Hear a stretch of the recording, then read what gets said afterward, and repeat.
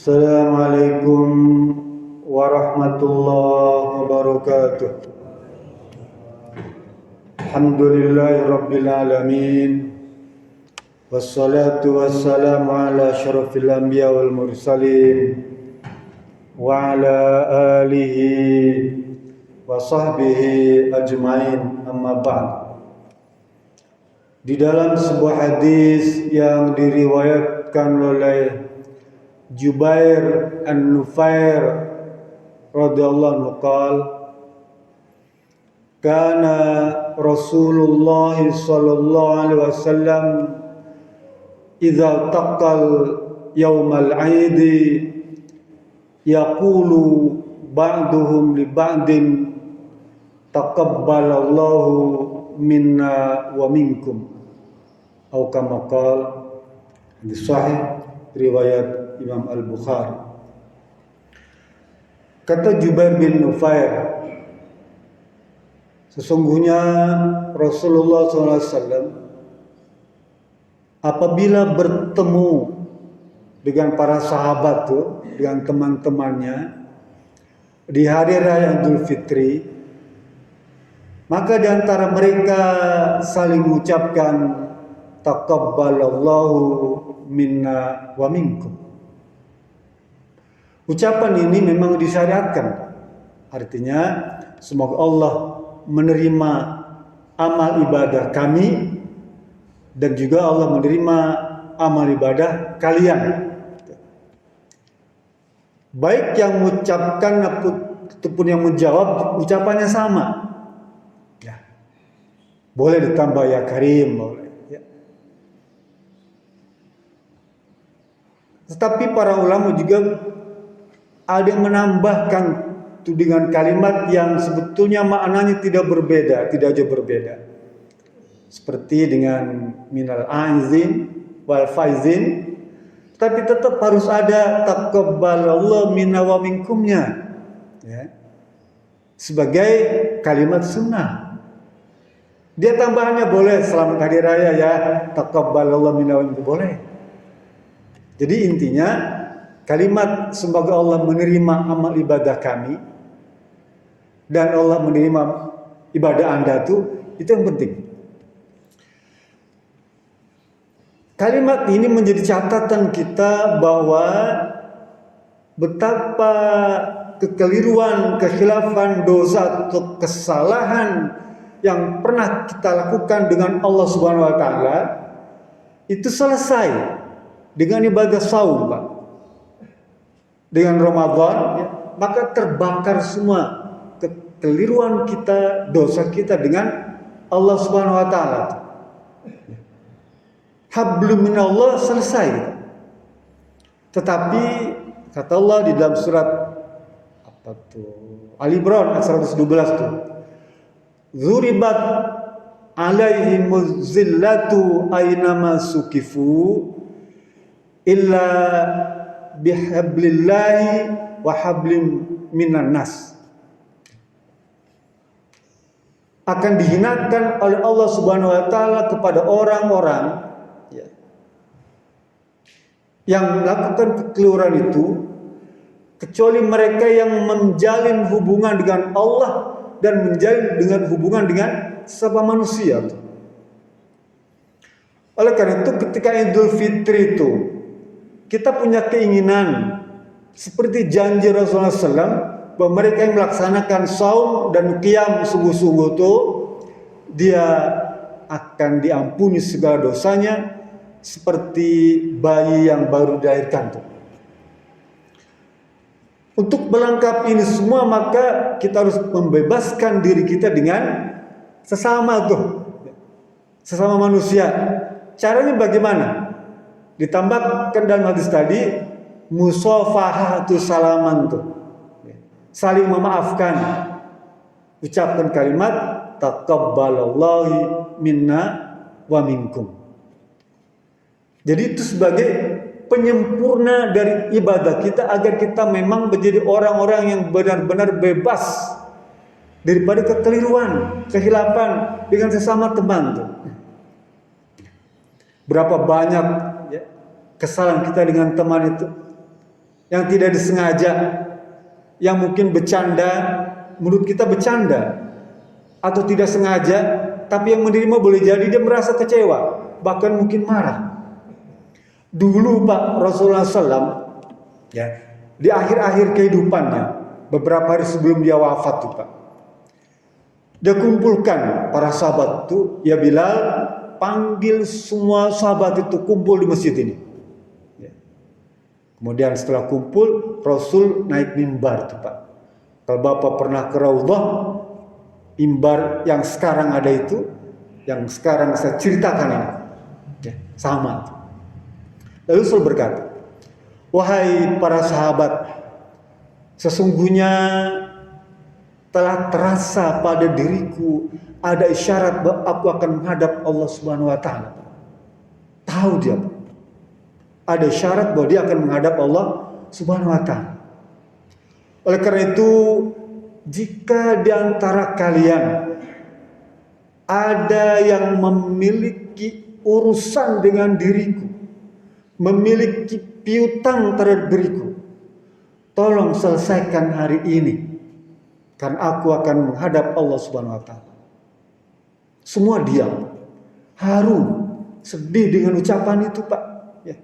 Kan Rasul akan meninggalkan para sahabat. Tanda-tanda itu sudah nampak. Dia datang ke mimbar pun dipapah, tidak bisa jalan sendiri Pak. Dituntun oleh para sahabat. Gak ada satupun yang ngomong Pak, kecuali salah seorang sahabat yang bernama Ukasah. Dia berdiri, ya Rasulullah, dulu ketika perang Uhud engkau mencambuk kuda, tetapi ternyata cambuk itu mengenai diriku. Apakah itu dianggap sebagai hutang? Kata Rasulullah, iya, itu adalah hutang. Oleh karena itu, ambillah cambuk dan cambuklah diriku sekarang. Lalu Rasul perintahkan Bilal, bahwa Bilal ambil cambukku di kamar. Kamar Rasul itu sekarang jadi kuburan, ya. Makam Rasul itu dulu tempat tinggal, tempat tidurnya di situ, Pak. Diambil Bilal oleh Siti Aisyah, tolong ambilkan cambuk. Untuk apa? Untuk mencambuk Rasulullah. Siapa yang mencambuk? Atas dasar apa dia mencambuk? Kurang tahu saya. Itu adalah urusan Rasul dengan Ukasah. Kalau memang Ukasah mau mencambuk Rasulullah, cambuk saja diriku. Aku siap menjadi pengganti Rasulullah. Saya tidak tahu ya Aisyah. Ini urusan antara Rasul dengan Ukasah. Dibawalah cambuk itu, ya, diberikanlah kepada Ukasah cambuk itu. Begitu Ukasah mau berjalan, Abu Bakar melompat dan berdiri di hadapannya. Wahai Ukasah, hentikan niatmu seperti ini, ya. Tidak boleh ada seorang pun yang menyakiti Rasulullah. Aku ada sahabat terdekatnya. Aku siap membela apapun yang terjadi terhadap diri Rasulullah. Cambuklah diriku. Kata Rasulullah, wahai Abu Bakar, duduklah. Ini urusan antara aku dengan Ukasah. Lalu Ukasah berjalan mendekati Rasulullah. Dipotong oleh Umar. Wahai Ukasah, hentikan langkahmu ini. Aku tahu dulu engkau adalah preman jahat, sama sepertiku. Tapi setelah Islam datang kepadaku, aku sangat mencintai Rasulullah SAW dan tidak boleh ada satupun yang bisa menyentuh kulitnya. Jika engkau mau, cambuklah diriku. Engkau boleh balas, kalau dulu engkau dicambuk 1 kali, engkau boleh balas 10 kali, 100 kali. Cambuklah diriku. Kata Rasulullah, wahai Umar, duduklah. Ini urusan antara aku dengan Ukasah. Semakin mendekat Ukasah pada Rasulullah SAW. Lalu lompat Sayyidina Ali. Wahai Ukasah, hentikan. Aku ada keturunan Bani Hashim, sama dengan keturunan Rasulullah SAW. Tidak boleh ada yang bisa menyakiti keturunan Bani Hashim. Jika engkau mau, cambuklah diriku. Darahku sama dengan darah Rasulullah SAW. Kata Sayyidina Ali. Lalu Rasul bilang, wahai Ali, duduklah. Biarkan Ukasah mencambuk diriku. Ya. Semakin mendekat, ya, ke mimbar yang sekarang ada itu, tiba-tiba cucu Rasulullah SAW Hasan Husain berlari dan memegangi kedua tangan. Satu tangan dipegang oleh Husain, satu tangan dipegang oleh Hasan. Sambil menangis merengek, "Wahai paman Ukasa, jangan kau cambuk kakekku. Wahai paman Ukasa, jangan kau cambuk kakekku. Lepaskan cambukmu itu, lepaskan." Lalu Rasul berkata, "Wahai Ali, gendong anakmu itu. Gendong cucuku tersayang itu. Biarkan Usama mendekat kepada." Lalu Ukasa berdiri depan mimbar dan Rasulullah SAW. Lalu berkata, sahabat sudah mulai geram dan marah Pak pada waktu itu. "Wahai Rasulullah, bagaimana aku bisa mencambukmu, engkau duduk di atas mimbar sementara aku di bawah?" Kata Rasulullah, "Kalau begitu aku turun." Turun sambil tertatih-tatih itu merangkak di atas mimbar itu, turun Rasulullah. Sudah dekat dengan berhadapan-hadapan dengan Ukasa. Apa kata Ukasa? "Wahai Rasulullah, ketika dulu engkau mencambukku, aku dalam keadaan tidak berpakaian Rasulullah." "Oh begitu, baik, aku lepas gamisku." Dibuka gamis Rasulullah SAW. Pakaian atas Rasulullah dibuka. Dan nampak badan yang bersih, tegap. Tapi perutnya diganjal oleh beberapa buah batu. Para sahabat sudah marah. Rasul berkata, "Wahai Ukasa, jangan kau tunda-tunda lagi. Segeralah cambuk diriku. Kalau kau tunda lagi, Allah akan murka kepadamu." Maka dengan serta-merta Ukasa melemparkan cambuknya dan memeluk Rasulullah SAW sambil menangis berkata, "Ya Rasulullah, maafkan aku ya Rasulullah, maafkan aku ya Rasulullah." Sambil menangis, sambil memeluk, mencium. "Aku lakukan itu semua karena aku ingin memelukmu ya Rasulullah. Karena kau pernah berkata, siapa saja yang pernah menyentuh kulitku, maka dia akan tidak akan pernah dibakar api neraka. Karena itu aku ingin memelukmu dan aku ingin menyentuh kulit dirimu dan kulit diriku ya Rasulullah. Aku lakukan semua ini karena aku sayang kepadamu dan aku cinta kepadamu. Tidak mungkin aku tega menyakiti dirimu ya Rasulullah." Betapa cintanya Ukasa pada Rasulullah SAW. Tapi Rasulullah SAW ingin menyelesaikan urusan hubungan antar manusia. Selepas itu para sahabat semua memeluk Rasulullah, semuanya menyentuhkan kulit dirinya dengan kulit Rasulullah SAW. Karena mereka yakin bahwa siapa saja yang menyentuh kulit Rasulullah SAW, maka kulit itu tidak akan pernah dibakar oleh api neraka.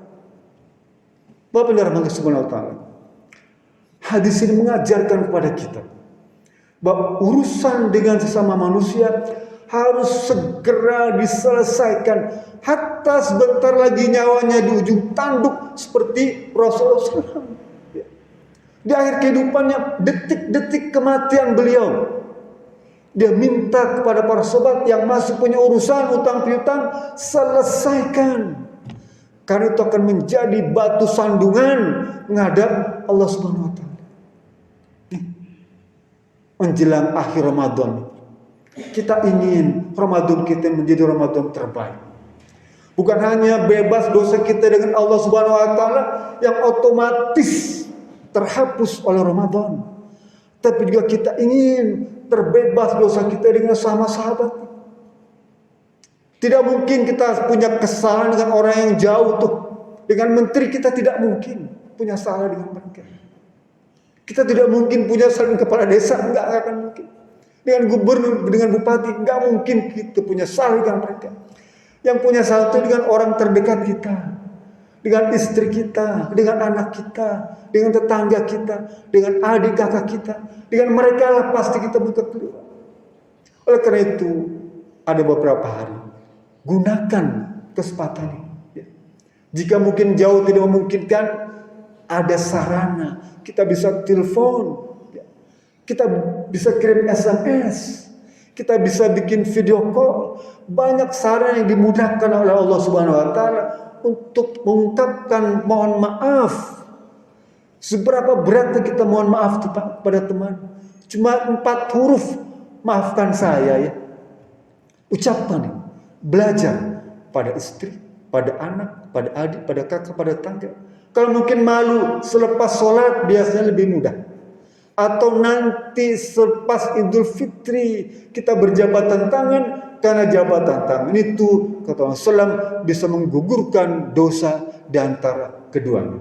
Mudah-mudahan kita diberikan kemudahan untuk memahami hadis ini dan mempraktekannya. Billahi bismillah. Assalamualaikum warahmatullahi wabarakatuh.